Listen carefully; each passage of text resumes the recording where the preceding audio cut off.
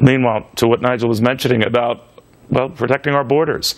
It was an issue that did not come up in the president's speech last night, even though a top senior Homeland Security official has been quoted as saying that ISIS is indeed plotting ways to cross that very border.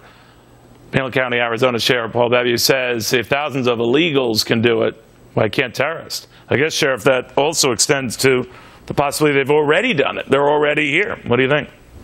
Absolutely. If 123,000 can make it just here through this part of Arizona, then clearly those with military training and all the means necessary financially and deliberate plans, clearly they can make it through. And when our federal government finally admits that this border is porous, it's not secured, and oh my God, ISIS could come this way.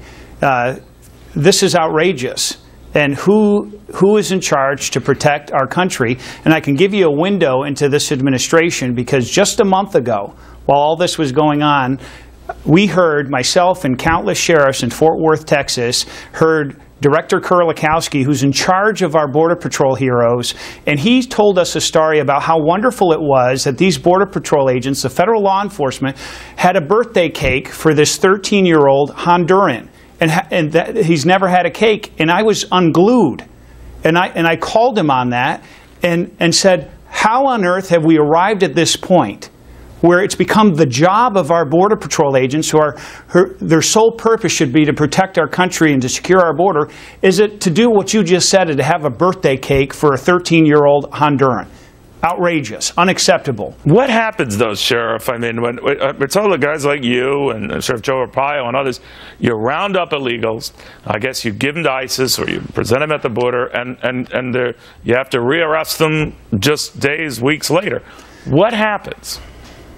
Well, I'll tell you, just last week we announced here we had drug smugglers that we arrested, and one of them was confirmed to have been deported 16 prior times. And now this is the 17th time. And guess what? We don't catch them every time. So if it's that porous, and we're fighting the drug cartels and the illegal immigration issue, and the president has gutted the law and nearly handcuffed us in law enforcement, and then when it comes to a far more dangerous and serious threat to our national security with ISIS, who's protecting our border? And now it's almost too late. I've been saying this for years, and we've known this, and this president just now is acknowledging this. Sheriff, thank you for taking the time to join us. I always appreciate it. Thank you, Neil.